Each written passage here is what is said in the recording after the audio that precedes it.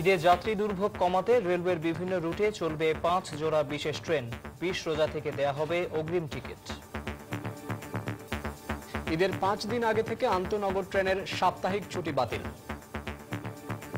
ঈদের সময় আমাদের যাত্রীদের সুবিধার্থে 5 জোড়া স্পেশাল ট্রেন চালু করব।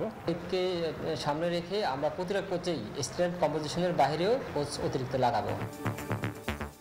দেখছিলেন প্রধান শিরোনাম। মধ্যরাতের সময়ের সাথে আছি আমি তৌহিদ হোসেন এবং আমি সার্ভার রেজা জিমি। আমার চুলের জন্য নো অ্যামোনিয়া, নো পেরক্সাইড, শুধু ন্যাচারাল ভাসমল। এবার অন্যান্য শীর্ষ সংবাদ।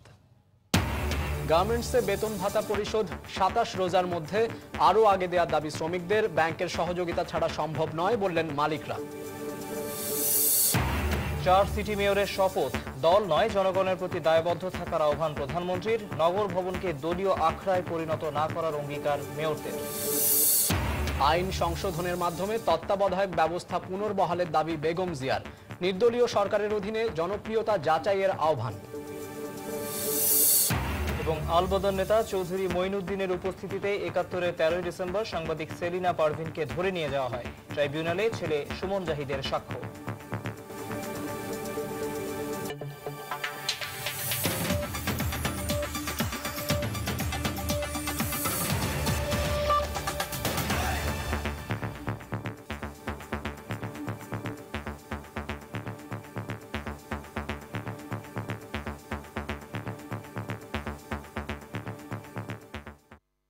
শুরুতেই ঈদে ঘরমুখো যাত্রীদের জন্য রেলওয়ের প্রস্তুতি নিয়ে সময়ের বিশেষ রিপোর্ট। নানামুখী সমস্যার মাঝেও যাত্রী দুর্ভোগ কমাতে এবারের ঈদে বিভিন্ন রুটে 5 জোড়া বিশেষ ট্রেন চালানোর সিদ্ধান্ত নিয়েছে বাংলাদেশ রেলওয়ে। ঈদের 3 দিন আগে থেকে এসব ট্রেন চলাচল করবে। সেই সাথে 20 রোজা থেকে শুরু হচ্ছে ঈদের অগ্রিম টিকিট বিক্রি। আর 25 রোজা থেকে বাতিল করা হচ্ছে আন্তনগর ট্রেনের সাপ্তাহিক ছুটি। ঈদের রেলযাত্রা নিয়ে কমলদের ধারাবাহিক প্রতিবেদনের দেখুন আছে প্রথম পর্ব।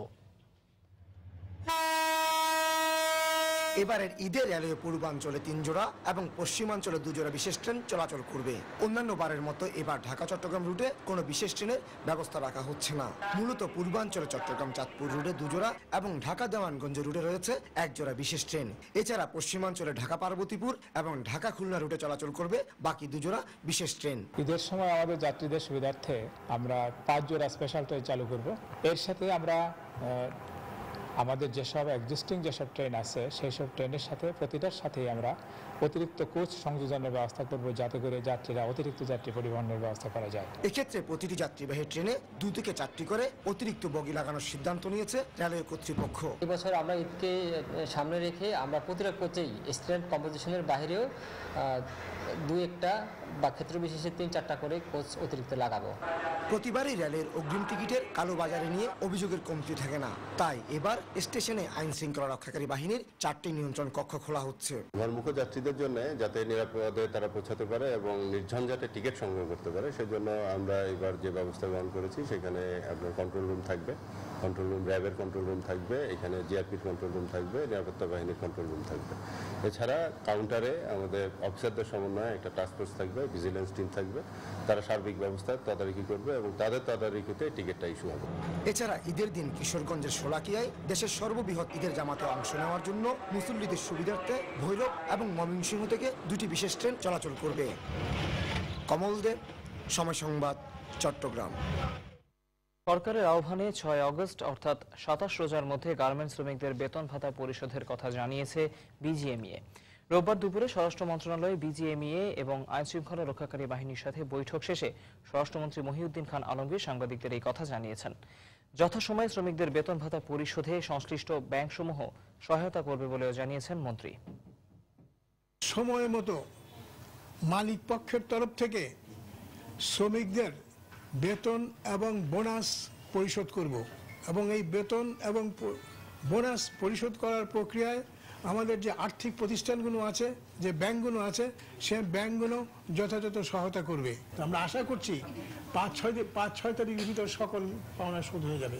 এই প্রক্রিয়ায় যাতে কোনো জটিলতা ব্যাংকের তরফ থেকে কিংবা যারা মালিক আছেন তাদের তরফ থেকে সৃষ্টি না হয়, বা সৃষ্টি হলে সেই জটিলতা আমরা যাতে শক্ত সমাধান করতে পারি, সেজন্যে বিজিএম এর ওখানে একটি নিয়ন্ত্রণ কক্ষ খুলেছি।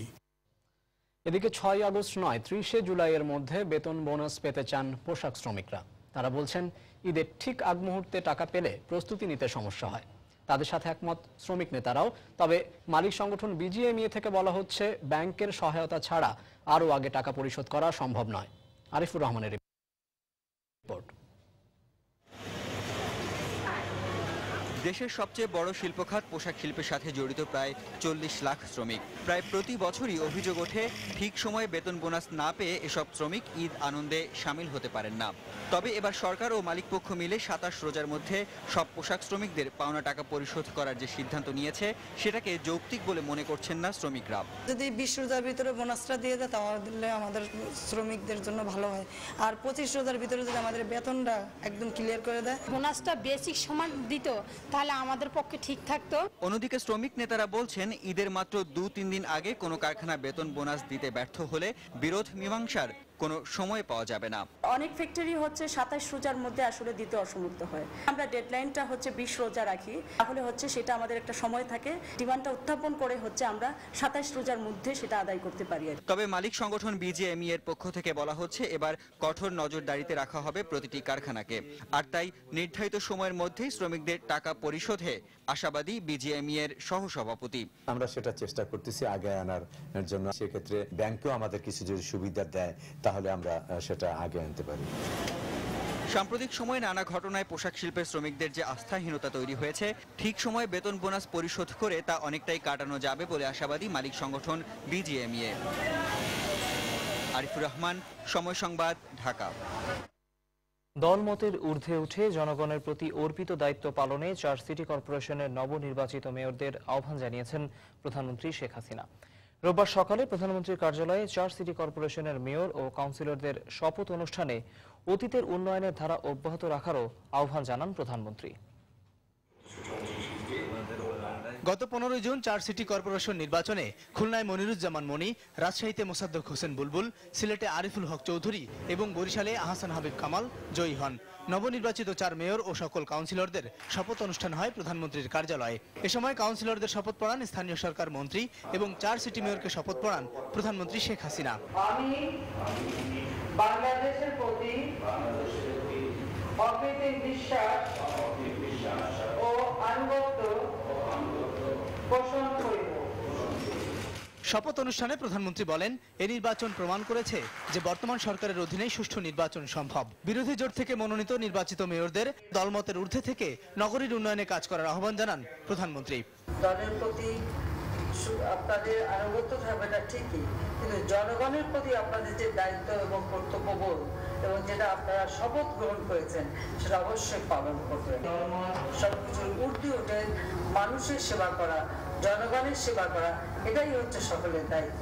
এ সময় পূর্ববর্তী মেয়রদের সময়ের উন্নয়নের ধারা অব্যাহত রেখে দেশের উন্নয়ন ও গণতান্ত্রিক ধারা অব্যাহত রাখার প্রতি গুরুত্ব দেন প্রধানমন্ত্রী। প্রত্যেকটা সিটি কর্পোরেশন যেভাবে উন্নত হয়েছে, বোধহয় এর পূর্বে এত উন্নতি আর কখনো হয় নাই, কিন্তু এই উন্নয়নের ধারাটা যেন অব্যাহত থাকে এবং গণতান্ত্রিক ধারা অব্যাহত রেখে আপনারা আপনাদের স্ব দায়িত্ব যথাযথভাবে পালন করে জনগণের প্রতি আপনাদের কর্তব্য কোনোরকম যেন অবহেলা না হয় সেদিকে বিশেষ দৃষ্টি রাখবেন। শপথ অনুষ্ঠান শেষে নবনির্বাচিত মেয়র ও কাউন্সিলররা প্রধানমন্ত্রীর সঙ্গে ফটো সেশনে অংশ নেন। আবুল কালাম আজাদ, সময় সংবাদ, ঢাকা। এদিকে শপথ গ্রহণের পর প্রতিক্রিয়ায় খুলনা ও বরিশাল সিটি মেয়র সবাইকে সাথে নিয়ে নগর উন্নয়নে কাজ করার আশ্বাস দেন। বরিশালের মেয়র বলেন, দলীয় কর্মসূচিতে তারা রাজপথে থাকবেন, তবে সিটি কর্পোরেশনকে দলীয় রাজনীতির আখড়া বানানো হবে না। অন্যদিকে খুলনার মেয়র নগরের উন্নয়নে সাবেক মেয়রের সহযোগিতা নেবেন বলে জানান। আমরা সিটি কর্পোরেশন যখন কাজ করব, সরকারের হয়ে কাজ করব, আমরা সরকারের অংশ, এবং আমরা যখন রাজনীতি করব, মাঠে রাজনীতি করব। আমরা সিটি কর্পোরেশনকে কোনো সময় রাজনৈতিক